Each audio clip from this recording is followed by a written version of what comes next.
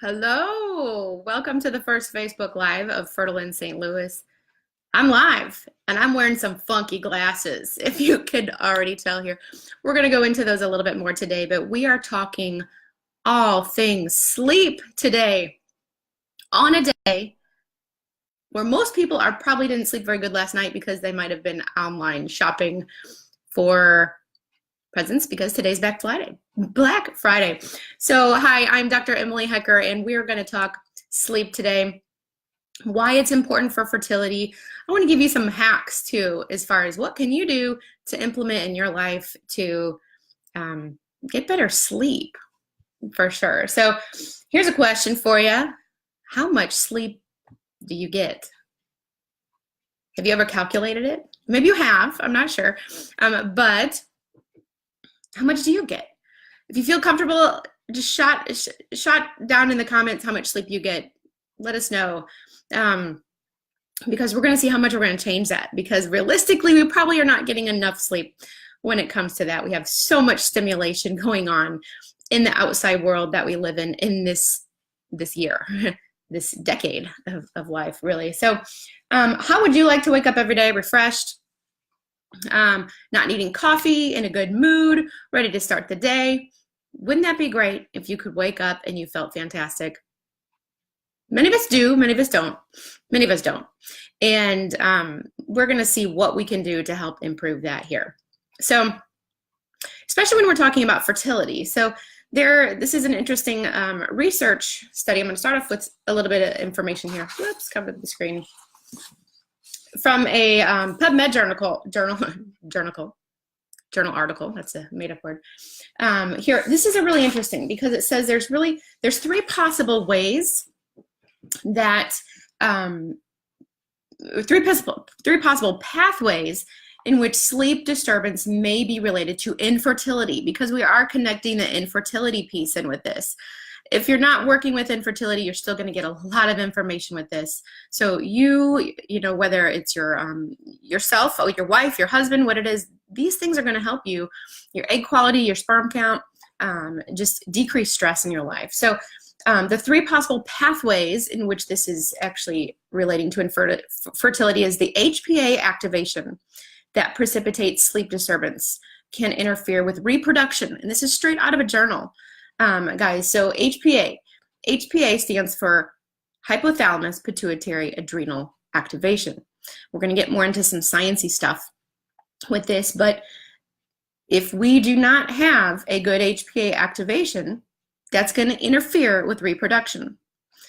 Altered sleep duration and sleep continuity disturbance may in itself interfere with reproduction and result in a further increased HPA activation.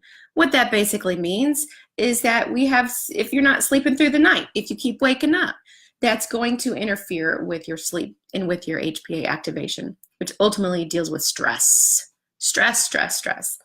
Circadian, this is the third one, circadian dysrhythmia, independent of HPA activation, sleep duration or sleep continuity disturbance may result in infertility. If your circadian rhythm is off, so if you're a shift worker, if you just are up playing video games at night, or you're thinking of your child or your cousin or whoever it may be that is up, or your husband or yourself, who knows?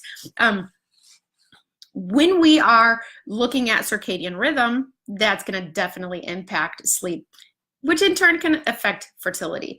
So those are we're going to get into that a little bit more, because this is kind of like the basis of why we're looking at sleep when you're dealing with infertility, is the stress. So another really interesting thing is that high levels of thyroid stimulating hormone, if you have thyroid issues going into infertility, that or if you've been diagnosed with hypothyroidism, it can cause anovulation, recurrent miscarriages, menstrual irregularities. So we got to get that thyroid balanced and in control, because that can definitely impact fertility with you.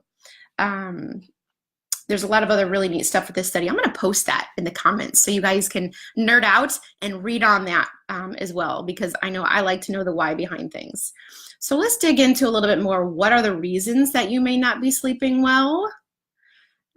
because there's lots of them. In my practice, I have a practice functional medicine in Baldwin, Missouri, and there's many things that I see when I read forms on new patients that come in, and sometimes they might not list it on their list of symptoms, but I always like to go back and look to see how people are sleeping, and that's huge. Sometimes they don't list, oh, that's not an issue. That's just normal. I just don't sleep at all. I sleep 4 hours a night. That's not cool. We want to at least get answering the question of the Facebook Live, how much should I sleep?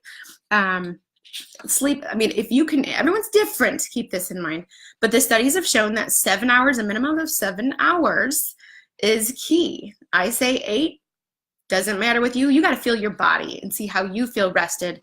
And you can also dive into some other tests too with that. Great. I'm glad you were here, Becky. Okay, what are the reasons why you may not be sleeping well? So I'm kind of gonna do an overview, and then we're gonna dive into each one a little bit here. So say you can't fall asleep. How many of you can't fall asleep? So maybe that's a lot of us. So you can't fall asleep. Maybe you can't stay asleep once you get sleeping.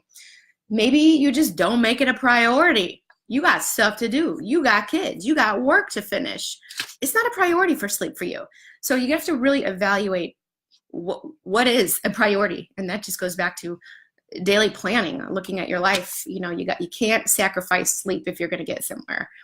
And maybe you are a shift worker. Say you're a nurse. Say you do night work somewhere, and it's hard for you because it's your job. So we're going to address some of these things. So let's go back to you can't fall asleep. There's a lot of reasons that I can see people that don't fall asleep. They have anxiety. That is huge. I see that with 80% of my patient population. I don't know, maybe 87%. It's a big deal. When you have anxiety, a lot of times people cannot clear epinephrine and norepinephrine. They can't clear those neurotransmitters that keep them going. Think of it like you had a big old fat cup of coffee and then you're going to go to bed. Now, some people can tolerate that. Some people can't. But it's going to get you revved up. You're going to go, go, go, go, go, go, go. It's going to be hard for you to clear those neurotransmitters. Now, some people do have issues with genetic single polymorphisms with this piece, and they have certain enzymes that don't function very well. And so the more revved up they get, the more non-sleep they're getting, the more dirty their genes are getting. So I specialize in genetic, optimizing genetic potential with clearing certain hormones, certain infections, all that jazz, just to make sure that genes can actually move where they're supposed to, and enzymes can function where they're supposed to. So you can't clear epinephrine and norepinephrine. That could be definitely be contributing to your anxiety. Or like we were talking about coffee earlier, caffeine, coffee, tea, chocolate, you might be having that too early in the day. So just keep a little checkbox to see, what am I doing that might be ringing a bell. Maybe you're having a 12 o'clock coffee and that's just too much for you. You just need to bump it back to once a day in the morning. Or you're having chocolate at night and that chocolate's keeping you awake.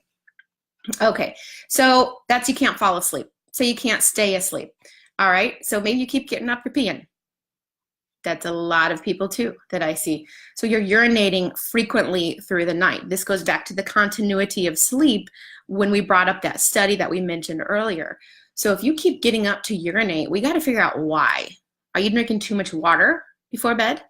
Are you on certain medications like diuretics, blood pressure meds? Are you on certain medication that's causing you to go to the bathroom at night? Another area of interest, maybe you have mold. Maybe you have biotoxin illness. Maybe you have certain medical conditions that cause you to urinate a lot because it deals with the osmolarity and your body can't process it. So it's peeing all the time. Interesting side note, my dog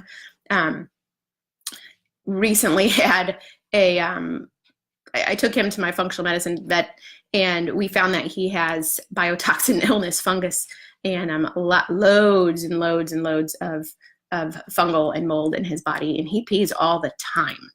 I thought it was Cushing's, that is something else with adrenals. But you got to look at the big picture. Why are you getting up every night? Maybe you're tossing and turning. Maybe your pets are annoying you and licking you and sleeping on your head. I don't know. Hey, I got a dog that does that, but he's really sweet. Your kids, and you could be sleeping with your kids, and you're just not getting a good night's sleep because they're tossing and turning. So you got to look and prioritize what is going on and what can you do to make that change so you can get more restful night of sleep. Or maybe you got a snoring spouse. And that is another Facebook Live within itself on how to deal with that. But maybe you can elevate the bed, maybe you can talk to him, maybe you can get some mouth tape. That is something that is also real. I have not tried that yet, but I'm excited to. I've seen a lot of research on that with mouth taping. It's not a form of torture. It's a form of getting better nitrous oxide in your mouth so you can, or in your brain so you can sleep better and well rested. Okay, so that's why, maybe some reasons why you can't stay asleep. If you have any other reasons why you can't stay asleep or fall asleep that I didn't hit, please comment below so we can touch on those. I'd love to address those. So we talked about the prioritization and the shift worker issues. So maybe those are some things why you're not sleeping well. So we talked a little bit about conditions to be aware of that may affect sleep, like the hypothyroidism, HPA dysregulation. We're going to get into. I'm going to see if I can share my screen. I saw a little thing here on this Facebook Live where you can share a screen, but now I'm on Facebook Live and I don't see. Like, I got it all ready too. I had some really cool things to share, but no worries because I'm going to link them in the bottom of this video for you as we go along. So, conditions to be aware of. Medications. They can deplete melatonin, and there's a lot. There's one I wanted to show you here, and a great resource that I use a lot. It's called Mytavin, mytavin.com, Mytavin. You go in there and you plug in what medications you're doing, and it will pump out what nutrients are depleted. And I cannot tell you how many times we do that, and we find that melatonin is on the list. So we're going to get into that a little bit as well. But antidepressants, anti-anxiety meds, those things can really actually deplete your melatonin level, making you have crappier sleep. So you don't sleep very well and you're not very rested. So your stress response is high and you can't get pregnant. There's a lot of different things that we can do, very simple things that we can do to help with this. Now we're going to get into some hacks of how to sleep better tonight, like in a few hours. I know it's morning time, but in a few hours, and we're going to reduce the stress load on your body. I would say the first thing to do is get a routine. As simple as that is. If you got kids, you have to have that routine, or maybe you as an adult know that you got to have a routine to get good sleep, to decrease that stress response. We need a routine. I want to back up a second. Oh man, I can't share. I was going to talk about HPA dysregulation a little bit more because that is huge. Let me just talk on that for a moment, because HPA is hypothalamus, which is in your brain, pituitary, which is a little bit further down in your brain, and your adrenals, which are like little hats that sit on top of your kidneys. And so there is a feedback loop going. So they all talk to each other. Your brain talks to your brain, which talks to your adrenals, which then sends a signal back up to your brain. There's this constant signaling going on with your brain here. And when that is not working very good, when you're super stressed out, and we live in a very high stress society, that's huge. We got to reduce that stress load. So that's why we're talking about the HPA axis and ways to reduce stress, which is sleeping better for you. So the other thing we want to do is we want to cut down on EMF, electromagnetic frequencies. And this is kind of a hot, newer type of topic that's coming out. There's been some really great experts in the field of this particular topic. There is a really neat gentleman called Nicholas Pineault, who is in actually Canada and has devised some really neat courses and a book called The Low EMF Guide to Tinfoil. So, and he also has a YouTube, some things on YouTube. Anyway, EMF, we get this stuff. It's an invisible source that's just bombarding our bodies with the Wi-Fi that we're getting. We think this is a great luxury with having Wi-Fi, and it is. It's really convenient, but we don't realize the impact it's actually having on our body. Some people are really sensitive to EMF, and they know, or maybe they don't know, and nobody can really figure them out. But we got to make sure you're not sleeping next to really high sources of EMF. One of the things that you can do to reduce your levels of EMF is to turn your iPhone on airplane mode. That's something super simple to do. You just go on your screen, click the airplane mode, especially when you're sleeping at night when you don't need your phone on, and it stops the Wi-Fi signaling. Actually, I find that I get better sleep when I do that, for sure. So turn your iPhone on airplane mode. That's a super simple hack to get better sleep at night. And have your spouse do it for them too on there. If you want to nerd out a little bit more on EMF, you can grab that book from Nicholas Pineault. And another little thing that you can do is, if your whole family, protect your whole family instead of just turning your phone off, is to turn your whole router off at night. And you can it's Christmas season, you can go out and you can grab one of those timers that you have your Christmas lights on. Grab a timer that you can plug in your wall that can just put your router on that timer, so then it's turning off every evening when you're sleeping, because you don't need it on. Why bombard yourself with that? So you can have the Wi-Fi. So that's the EMF problem solving particulars with those. There's a really great app that you can get on your phone. It's called Sleep Cycle app. And this one actually measures the quality of sleep you get. So you can get some data to see, okay, how is my quality of sleep? Am I waking up repeatedly? It's a cheap app. It might be a little, I've had it for a while. They might have increased the price on that for the download, but it's worth it. And keeping in mind, when at nighttime, turn off your airplane mode, or if you've got an iPhone, turn on airplane mode for that app when you're using it. So the Sleep Cycle app is a great way to track your sleeping quality. Cut down on blue light. And this is why I'm wearing these nerdy glasses. They're actually not nerdy. They're really cool because I'm protecting my brain right now. It's morning time for me, so I can tolerate having some of the natural light in. But if I'm staring at a screen like this all day long, whether I'm with patients, whether I'm at work in a cubicle, whether I'm doing something else, we all are on our devices so much. This helps reduce the blue light that stimulates our brain. It's that constant state of neurostimulation, and we want to bring in one hack that you can do is bring in these glasses. There's a bunch of these different blue light blocking glasses out there. These are from Swanwick. I got mine. I actually was just peeking on their site, and they do have some new blue light glasses that don't have this orangey color on them. Interesting. So you can get in with there and cut down on your blue light. That's huge. Something else that you can do to cut down on your blue light is, and I'm going to link this as well, is there is a little tip that that you can do on your phone, and it basically has it where you press 3 times. Let me see if I can show you this here. If you press 3 times on this, it turns it to red. So there it goes. See how it went red like this? And this also removes the blue light that you may be doing. I just hit the button 3 times, bum, bum, bum, and it turns red. I do that at night if I have to look at my emails, check something on my phone, check social media, whatever it is.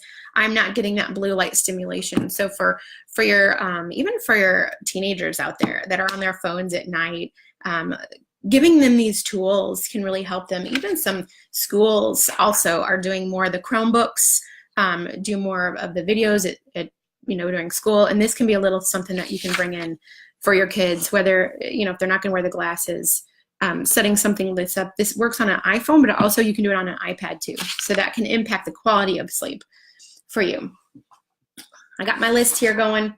Okay, use a sauna. This is a great way to impact sleep because sauna actually stimulates parasympathetic, and parasympathetics are going to be your rest and relaxation.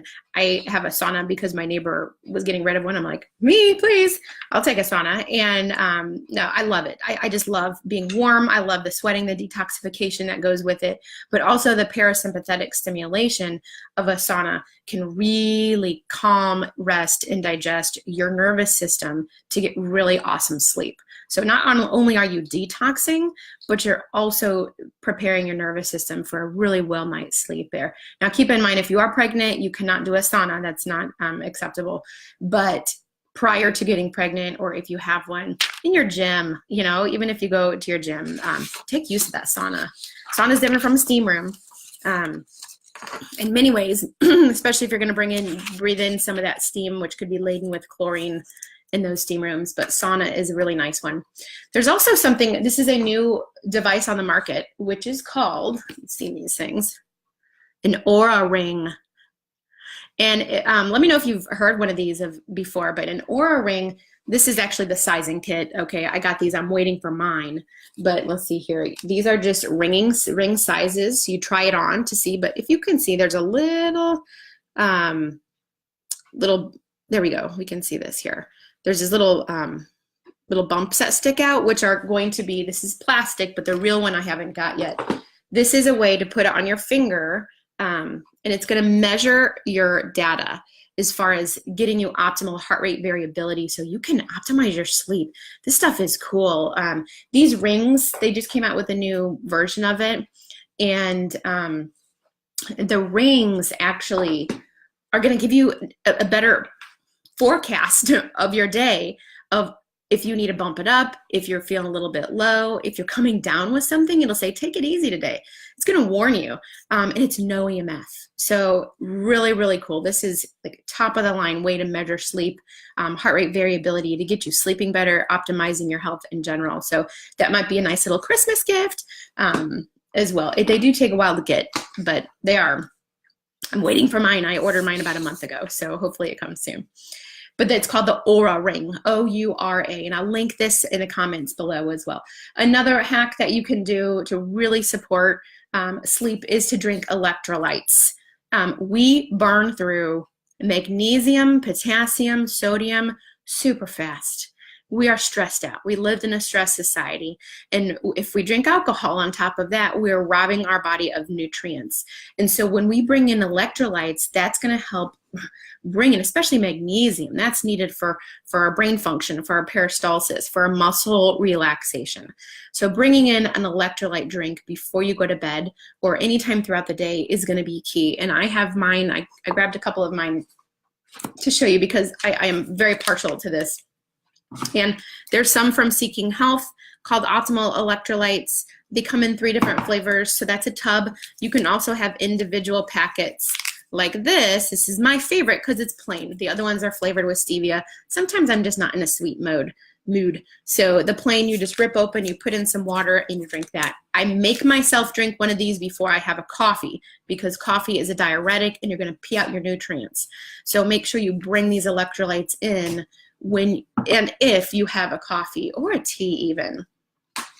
Okay, so that's electrolytes. Now we have other supplements you can bring in for sleep support, but make sure you get some of these other ones like down. Make sure you get the routine. Look at your phone. Look at, anything you can do to reduce stress levels before, purchasing something, and you may need it, it's for sure, but look at some of these other ones. But melatonin, you hear a lot about melatonin. And melatonin is definitely something that can help people. There's a lot of studies on the antioxidant properties of melatonin being very, very helpful for us. And here's a little tip. Did you know that melatonin, well, let me ask you, do you think melatonin is made anywhere else in the body than your brain? Because we always hear that the pituitary makes melatonin. Do you think it's made anywhere else? Because the answer is yes, it is. It's made in your enterocytes. It's made in the lining of your gut, in your digestive tract.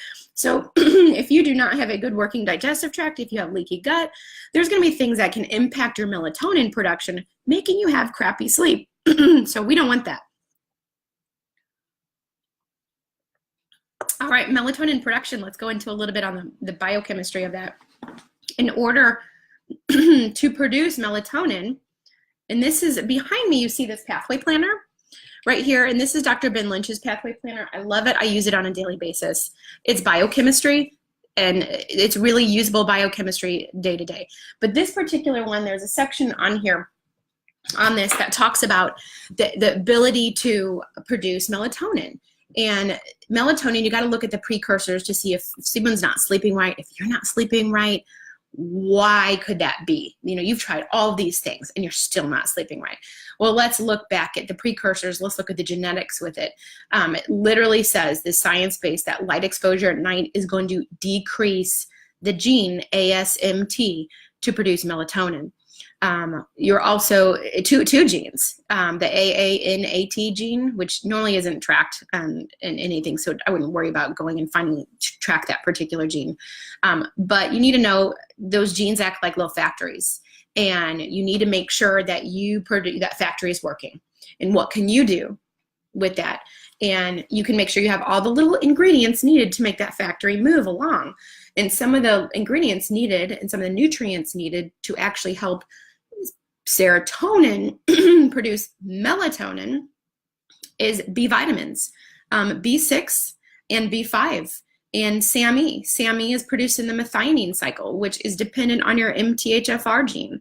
So you got to make sure you're methylating really good. You got to make sure you have those right nutrients so you can get good quality sleep with that. And that's something that we can go into more. If you even want to get into more, there's a great book called Dirty Genes. I'm going to grab one right here because he really goes into, Dr. Ben Lynch goes into a bunch of different, actually 7 different genes.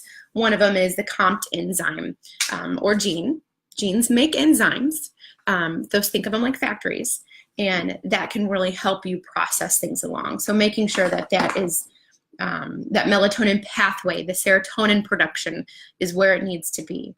Other supplements like GABA, you might have heard of that. I find that that's a neurotransmitter that helps. It's a very calming neurotransmitter. Valerian root, B6, L-theanine. Those are big things. It can really, really be impactful for people. Let's see here, cut down on sugar. I know it's hard. It's the holidays, but it can really impact our sleep. And one thing that you might even do is really go lower carb. If anyone has done this, comment as well, because you'll find that I promote more of a ketogenic program in my office, more of an anti-inflammatory one. They sleep better when you're reducing sugar, reducing carbs. That's what keto is. You're burning fat, and you are reducing your sugar load. And of us society today, we take too much sugar in. We jam down a coffee in the morning, we jam down another one in the afternoon, causing us to be depleting of our nutrients. And then when we crash from the coffee, we need a little muffin from the break room, a little sugar to pep us back up. So we're going through this cycle up and down. And when we reduce that sugar, that can really be impactful to the body, and you'll sleep better with it. So track your sugar, track what you're eating, so you can see how much sugar you are getting with that. Read before bed is another one, and we're almost done here, guys, but that's huge. Instead of bringing your phone out where you're reading something that is going to be stimulating your brain to stay awake, get out a good trusty book. And if there's not a better book to get out the Bible. Get out something that's going to make you feel good. Get out something that's going to calm you down, something that's going to give you some support just in so many different aspects. Something that's not going to stimulate your brain too much. Or like my husband likes to watch The Living Dead or The Walking Dead, whatever it's called, right before bed. And that stresses me out. I can't do that. And so how many of you do that? My goodness. But bring out a book. I think do that. Another really great resource I've done recently, I know Dr. Felicity does this too, because we were just talking about it, was bring in a gratitude journal. And there is a fantastic one that I've found. There's a lot of them out there. But when you start bringing in gratitude and thinking about how your day went, you're going to feel better as a person, and you're going to see what you can do better, and it's going to make you just more of a God-loving person to appreciate things. And that can be your thing, your routine, bringing in your routine that you do it at nighttime or in the morning. So that's a really great one. You can keep digital media off in there. Something else is bringing in a dark room, making sure your room is dark. Like, it seems, look, common sense, but it's true. You got to have that. Get the curtains that close it. And if you have problems waking up, say you have your cortisol response and your adrenal response is a little whacked out, as many of us are in the morning with stress, make sure when you get up first thing in the morning, you open those blinds up, or shutters, or curtains, to get the natural light in. So when you're sleeping, make sure they're closed. When you're awake, make sure they're open, so you can get that stimulation of sunlight into your brain to get you going and waking you up with that. So get a dark room if you need sleep help. Something else that really helped me personally so I have children. I have a 5 and a 7-year-old, and I had problems with sleeping when I was a new mom, and I hired a sleep consultant to come in to help me because I was getting up every hour with, I forget if they were so close. I forget which one I was doing. I think it was with both of them, but hire a sleep consultant to help you if you have kids that you're going nuts because the routine with sleeping is not how it's supposed to be. There are people that study this, that know what they can do, have tools to help you. So if you're like, I'm not sleeping well because my kids, they're waking me up, or I have a baby that should be sleeping through the night now, but they're not, or we're co-sleeping, that's okay. There's certain tips and tricks that you can do that can actually help with sleeping with a child. So that's what I did. I hired a sleep consultant, and it changed our lives, my husband and I lives, because we're actually able to actually sleep through the night within like 4 days and the child was getting good sleep. So not only are you getting good sleep, but your child is too. So one of the one sleep consultant I used here is Erin McFessel with pickles and ice cream.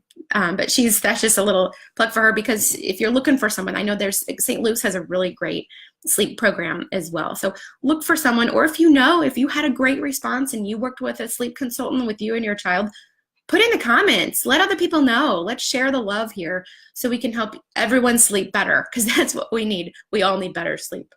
The last thing I'm going to leave you with here is get a little frisky with your spouse. That if you have an orgasm, when you have sex, when you have intercourse, that is going to release the endorphins to help you feel relaxed. So especially since this is a fertility component here, we're looking at fertility, we want to make sure you have good loving sex. It's not boring, and there are some resources that we can get to you that here in the future, and some links that can help you have better sex and enjoy it. So that is the last hack that I'm going to have here, and to support you, to get you to have better sleep with this. So this is what I want you to do. Of all the things that we listed here, if you can pick 1 or 2 of them and then just implement them in your nightly routine. You don't have to do all of them, but maybe pick 1, or write them down, or come back to this post and rewatch this, or tag someone you love to say, hey, we should pick one to go. So pick a couple of them just to start with, to implement into your life to help and increase your fertility by decreasing your stress load. So like and follow us if you haven't. Follow us, because especially if you like some of these Facebook Lives, or you want to come back and watch it later, which is totally awesome. When you go to Facebook and you like a page, you can go and you can follow it. And when you follow it, it gives you instant notifications that, oh, we have a live event. So we're going to be having lives every Friday at 9 o'clock. Me this week, Dr. Felicity next week. So yeah, make sure you just do that. If you want more tips, but you just can't wait, every Friday. Now we're getting into more depth with each of these tips, but go and download our 10 easy ways to boost fertility. There's a sign up link. If you're on Facebook, you can go to our main page for the sign up here button. It's going to take you, just put your email address in there, and we're going to download some tips that we've come together, we've collaborated and said, these are the main things that we find that is going to help with fertility. So I hope you have a great rest of your day. Any questions? I'm looking here to see if I can answer anything. Oh, yes. We have Felicity, who loves her blue light blockers in the evening. She wears them as well. And we have someone that wants to watch. Oh, I'm supposed to be working. I know, it's not hard. when you want to watch. Great. All right. Well, thank you guys so much. Becky, thanks for reaching out and saying this is so much value. If you like this, let us know. Follow us.